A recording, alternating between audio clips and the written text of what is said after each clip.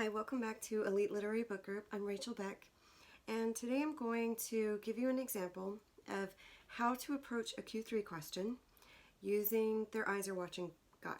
And I'm going to show you what I would do to get started. And then I'm going to give you a little bit of background to kind of give you an idea of how you could start your essay. But the full course is on Udemy, and it's probably about 5 hours long. I go through all of it very thoroughly and apply another Q3 question and talk about just basically how you would make an argument. Because if you make an argument, then it's going to be persuasive, and if it's a persuasive essay, then it's on the highest score rank. So let's look at this question just really quick. I'm just going to read it fast, maybe not read all of it. But in this past Q3 question, it says, literature features characters who have been given a literal or figurative gift. The gift may be an object, it may be a quality, such as uncommon beauty, which is what we're going to use, and gives you a couple of extras that you could think about. But this gift is also a burden, and that's where, you know, when it kind of shifts and says, but this is the problem.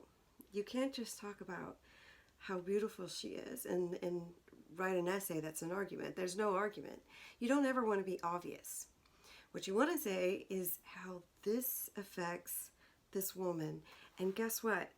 With the whole meaning of the work, when we're looking for the universal theme, this is what hurts all women, right? Because we want to be seen for who we are and what we know and what we can do, rather than constantly being judged and looked at for just how we look. I mean, is that too much to ask? It's a novel idea, I know, but just think about it. That's where we have those double standards. And so this is really appropriate. Let me show you this clip this slide. So if I'm brainstorming about this, and you know that you have to write an essay that goes to the whole meaning of the work. So on one level, you're showing how you're using these examples to analyze. That's the only reason you're using the examples, because you're not doing a plot summary, right? So, keyword, uncommon beauty. Janie, it's really hot.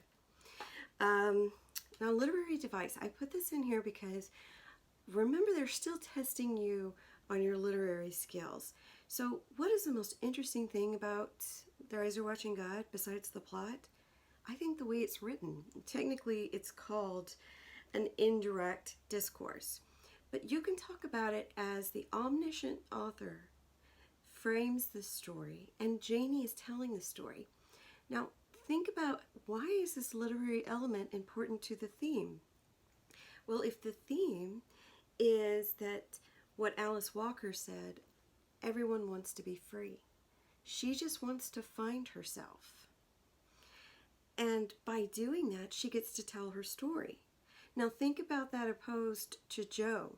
What does Joe need in order to run the town? What does he say he needs? He's been around white people, he's seen how it's done, and what he comes away from it is, you got to have a big voice.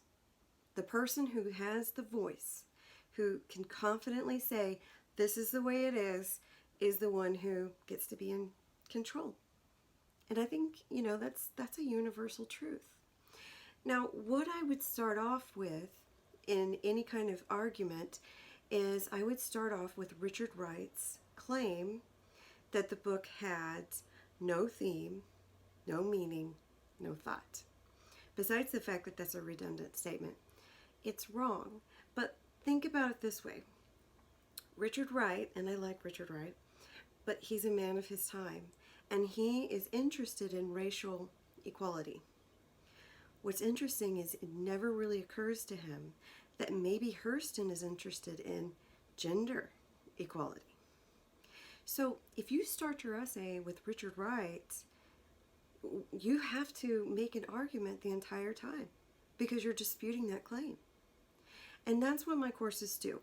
I set you up with the kind of context that's going to help you approach the essay topic, because I know this is tough. I really do. It takes a lot of thinking. It takes a lot of critical thinking, and you got to do it fast. I hate that you have to do it fast, because writing should take time. But at any rate, it is what it is.